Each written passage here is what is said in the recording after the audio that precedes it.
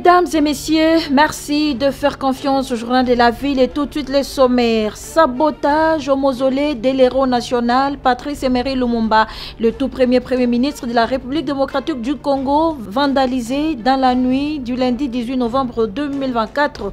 4 personnes sont déjà aux arrêts, dont un policier. Guerre des syndicats au sein de l'administration du budget. L'intersyndicale nationale de l'administration publique recommande au secrétaire général au budget de ne céder à aucune intimidation. C'est tout pour les sommaires, mesdames et messieurs. Encore une fois, bienvenue dans ce journal. Une mission parlementaire de l'Assemblée nationale de la République démocratique du Congo a séjourné à Kampala pour échanger avec les autorités politiques ougandaises et les groupes d'amitié RDC-Ouganda sur le renforcement de la diplomatie constructive pour la paix entre les deux nations africaines. Conduite par l'honorable Lambert Mende Omalanga, la délégation des députés nationaux congolais qui ont participé à cette mission a présenté son rapport le mercredi 19 novembre 2024 au président de l'Assemblée nationale, le professeur Vital Kamerhe, avant de faire le même exercice très prochainement devant la plénière. Ce qu'on peut retenir, c'est que nous avons de part et d'autre conscience du caractère stratégique des relations qui doivent exister entre les deux parlements, dans la mesure où, en dehors de la Zambie, qui enjambe plus ou moins aussi le sud de notre frontière, l'Ouganda est le pays qui a la plus longue frontière avec la République démocratique du Congo, et que cela confère à nos relations avec ce pays un caractère stratégique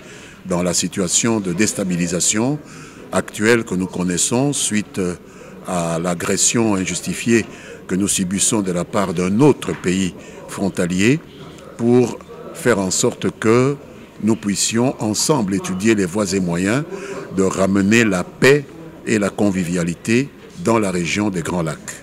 Un MOU sera certainement signé dans les prochains jours entre le président de notre Assemblée nationale et la speaker du Parlement ougandais pour formaliser cette collaboration qui va s'établir dorénavant entre les deux chambres législatives des pays frères que sont la République démocratique du Congo et l'Ouganda. Cette mission, dont l'objet était essentiellement parlementaire, a échangé tour à tour avec la Commission Affaires étrangères et la Commission Défense du Parlement ougandais avant d'être reçue par la présidente du Parlement Anita Annette Among. Cette dernière, à travers la délégation congolaise, a annoncé à son homologue Vital Kamerhe qu'elle va dans les prochains jours conduire personnellement une mission à Kinshasa pour faire suite aux échanges entamés avec la mission parlementaire congolaise qu'elle a reçue à Kampala. Bien avant de quitter la capitale ougandaise, la délégation des élus nationaux conduite par l'honorable Lambert Mende Omalanga a eu l'honneur d'échanger longuement avec le président ougandais Yoweri Kaguta Museveni, qui s'est dit très satisfait de cette passerelle établie entre les parlements des deux pays.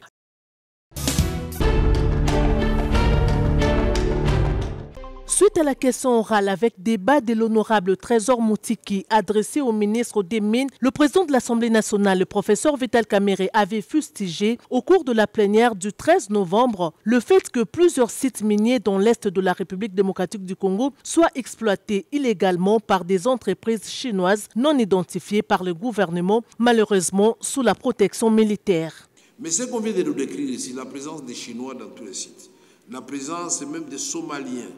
Quand vous quittez Bunia, vous allez à Kisangani par route, vous allez être scandalisé. Mais malheureusement, sous la protection des éléments et de la garde républicaine et des forces armées de la République démocratique du Congo et de la police.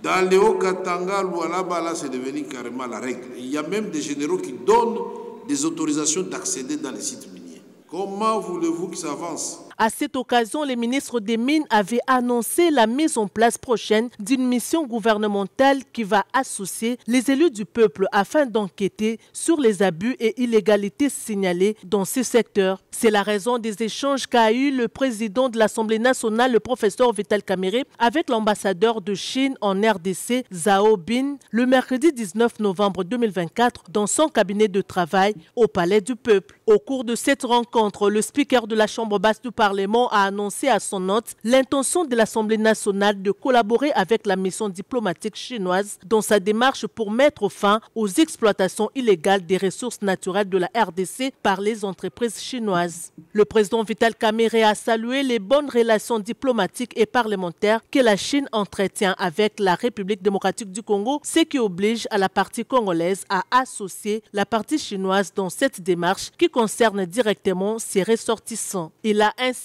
que la partie chinoise doit interpeller toutes les entreprises chinoises en illégalité dans l'exploitation minière à mettre fin à ces exploitations illicites. Il les a appelés à se conformer plutôt aux règles en matière d'investissement en République démocratique du Congo. L'ambassadeur de Chine en RDC, Zhao Bin, a précisé que la Chine est respectueuse des lois et règles établies par des pays partenaires et ne peut donc pas soutenir les Chinois en illégalité dans d'autres pays. Nous avons aussi bien sûr parlé de cette question de l'existence des explorations illicites des mines par certains ressortissants chinois.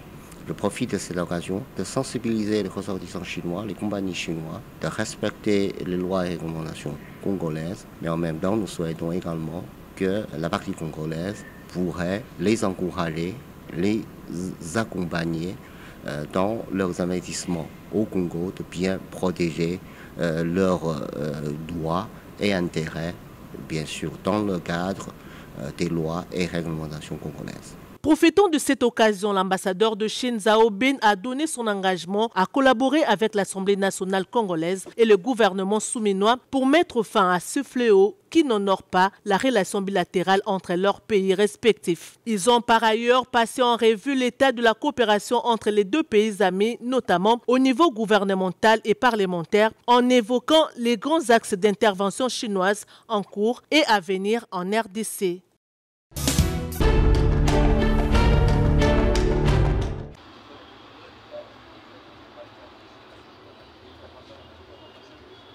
C'est une triste nouvelle pour la République démocratique du Congo. Les mausolées de son tout premier ministre, Patrice Emery Lumumba, héros national, érigé à l'échangeur de l'immédiat à Kinshasa, vandalisé dans la nuit du dimanche 17 au lundi 18 novembre 2024. Selon le communiqué du ministère de la Culture, Arts et Patrimoine, l'incident signalé a déclenché une intervention immédiate des autorités compétentes, incluant la police nationale, l'Agence nationale de renseignement et la garde républicaine.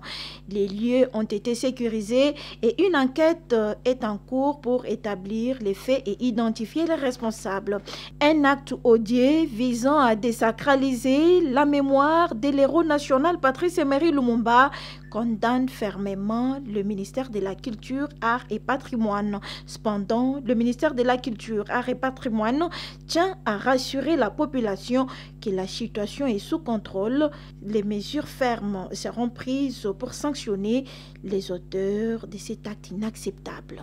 Il tient de signaler que 4 suspects sont déjà aux arrêts.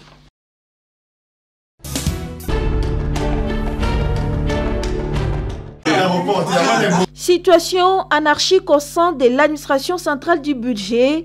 L'intersyndicale nationale de l'administration publique INAP fixe l'opinion. Dans un point de presse tenu ce mardi 19 novembre 2024 à Kinshasa, Fidel Kiyangi Matangila. En clair, selon les informations à notre possession, puisées des sources concordantes, renseigne qu'un conglomérat d'aventuriers, dites syndicalistes d'un syndicat élu et d'autres non élus récemment créés, réclament, en violation de la loi, consacrant le principe de la représentativité du mandat obtenu par élection, la mise en place d'un comité de crise pour remplacer la délégation syndicale du secrétariat général au budget. Il importe de souligner que prétendre à la mise en place d'un pseudo-comité de crise ne sera que violation de la loi. Le mandat de la délégation syndicale prend fin qu'avec l'organisation des nouvelles élections par le gouvernement congolais via le ministère de la fonction publique au secrétaire général au budget de ne céder à aucune intimidation, recommande l'INAP. Il n'est nullement question à ce stade de recourir à une majorité par consensus ce qui est prohibé par la loi, car celle-ci précise que la représentation des agents des carrières des services publics de l'État est assurée par une délégation syndicale élue. Nous recommandons à Monsieur le secrétaire général au budget de ne céder à aucune intimidation et lui rappelons de ne traiter qu'avec la délégation syndicale légale et légitime.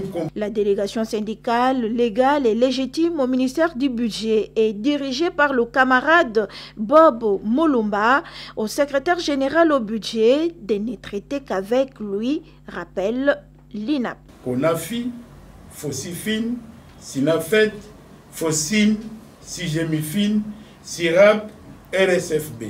Ici des élections de 2013 conformément à la loi, dont le président de la délégation syndicale, c'est le camarade Bob Mulumba. L'INAP demande au vice-premier ministre, ministre de la fonction publique, modernisation de l'administration et innovation du service public, de bien vouloir faire appliquer son communiqué officiel à l'attention des agents des carrières des services publics de l'État et des responsables syndicaux de l'administration publique pour maintenir la paix sociale dans l'administration.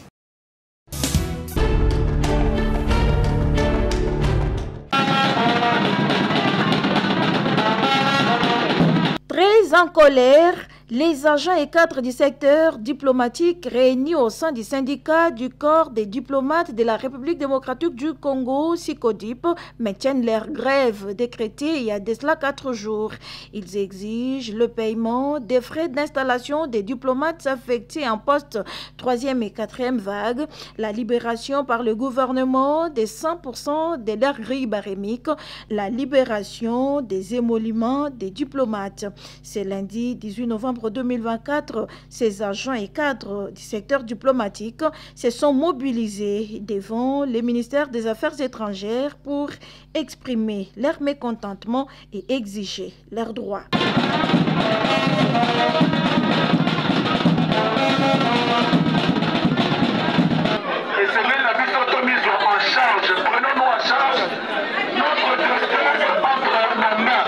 Sur place aux affaires étrangères, la délégation syndicale du corps des diplomates de la République démocratique du Congo, SICODIP, a rencontré le secrétaire général au ministère des Affaires étrangères et coopération internationale et francophonie. Cette réponse leur a été donnée. Secrétaire général Yambibiso, pour Abimaki pena bande comme le secrétaire général Azongi bakutani na vice ministre ya budget pour ministère ya budget aza sur place te vice ministre nde aza kosala intérim na minute de tozoloba mukanda bazo signer okala mingi te awa.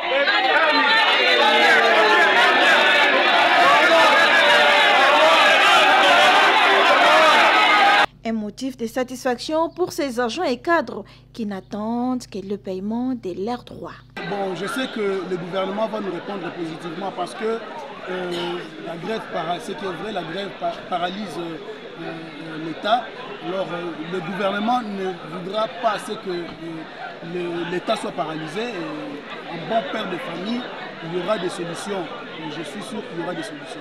Et pour le moment, les SICODIP appellent tous ses membres à l'unité pour la défense de leurs intérêts.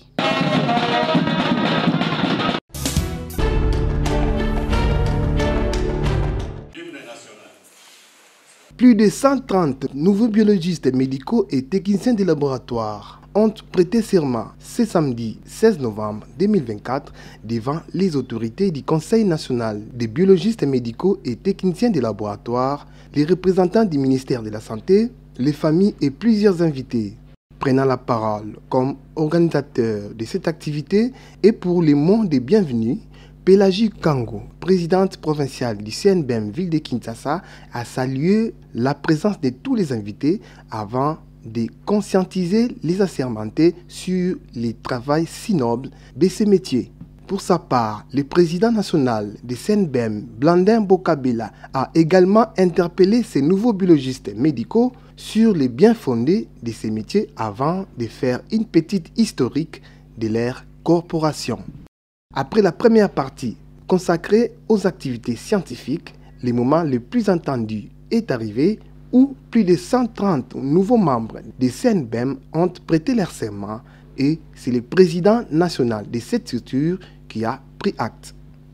Moi, biologiste médical, technicien de laboratoire médical, je m'engage à me consacrer à l'application de sciences de laboratoire clinique au profit de l'humanité. Contribuer de manière active à encourager la coopération et le lien professionnel avec les autres professionnels de la santé. Mettre mes compétences à la disposition des professionnels de la santé. En ma qualité du président national du Conseil national des biologistes médicaux et techniciens de laboratoire, je prends acte de votre prestation de serment en qualité de biologiste médicaux et techniciens de laboratoire. Je vous exhorte à mettre en pratique toute formation technique, théorique, apprise au profit de l'humanité. Je vous souhaite une fructueuse carrière professionnelle. Je vous remercie. Pélagie Kango, présidente provinciale du CNBEM Kinshasa, revient sur le thème choisi pour cette journée. Si on a choisi ce thème, c'était juste pour ressortir la grandeur de l'impact qu'apporte la biologie médicale dans le diagnostic et la prise en charge des couples en problème d'infertilité. La biologie médicale, c'est une porte d'entrée pour les diagnostics et c'est aussi une porte de sortie. Grâce à la biologie médicale, on a des résultats qui donnent une conduite aux cliniciens, une conduite à tenir aux cliniciens pour résoudre les problèmes d'un couple qui désire procréer. Comme on l'a toujours dit, la médecine est vaste, mais la biologie médicale est la lumière qui éclaire la médecine. Sans biologie médicale, les cliniciens vont tâtonner dans le noir et on n'aura pas un résultat, un diagnostic et une évolution et encore une guérison dont on a besoin. Notons que chaque assermenté a reçu son diplôme auprès des autorités sur place.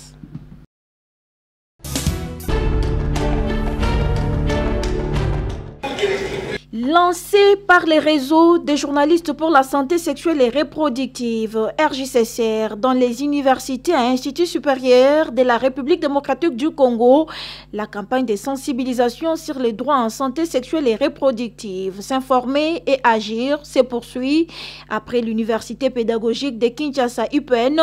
Ce samedi 16 novembre 2024, le RJCCR était à l'université de Kinshasa Unikin pour cette campagne. Un véritable moment d'échange et d'information entre les étudiants et les réseaux de journalistes pour la santé sexuelle et reproductive en matière de droits en santé sexuelle et reproductive, les avortements clandestins, les grossesses non désirées et le protocole de Maputo étaient au rendez-vous de cette sensibilisation. Nous savons que dans la plupart des cas, les jeunes étudiants sont confrontés aux multiples problèmes. Et surtout lorsqu'ils se retrouvent avec une grossesse, la première réaction c'est de vouloir avorter. Et face à cet avortement, il y a beaucoup de risques. Et bien, nous avons voulu montrer à ces jeunes que si vous ne voulez pas courir les risques qui surviennent après avortement clandestin, et il faut d'abord, soit lors d'un rapport sexuel, utiliser les méthodes de contraception modernes qui pouvaient vous aider à éviter les grossesses. Les étudiants sont appelés au changement des comportements et de s'informer davantage en droits sexuels et reproductifs et agir, insiste le chef des travaux au Boulokwes, spécialiste en sciences de l'information et de la communication, INESIC. Mais là, on s'adressait à des étudiants et on pense qu'à leur âge, ils sont déjà capables de jouer une certaine idée d'opinion dans leur milieu propre, à leur famille, et ça peut permettre effectivement que par leur manière d'être, par les messages qu'ils passent autour d'eux, par le partage qu'ils font, cela puisse impacter positivement. Et les étudiants de l'UNIKIN édifiés par cette conférence. Il était important pour nous de participer à cette conférence, de savoir que dans le domaine de la santé, nous avons des droits. Et que les droits que nous avons, c'est de s'informer, avoir une information de qualité. Et aussi, nous avons le droit à avoir des services de qualité, bien évidemment. Donc, pour moi, la participation à cette conférence m'a vraiment beaucoup aidé déjà. Mon sujet de mémoire, en lien avec la santé reproductive. Cela m'a permis d'avoir plus d'idées et d'élargir ma connaissance sur la santé reproductive. C'est avec l'appui des MSI que cette campagne de sensibilisation sur les droits en santé sexuelle et reproductive est organisée à milliers d'étudiants par les RJCCR.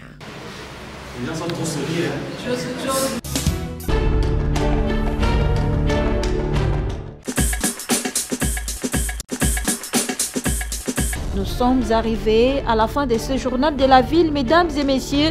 Merci de l'avoir suivi. Le prochain rendez-vous est fixé pour ce mercredi avec le même plaisir.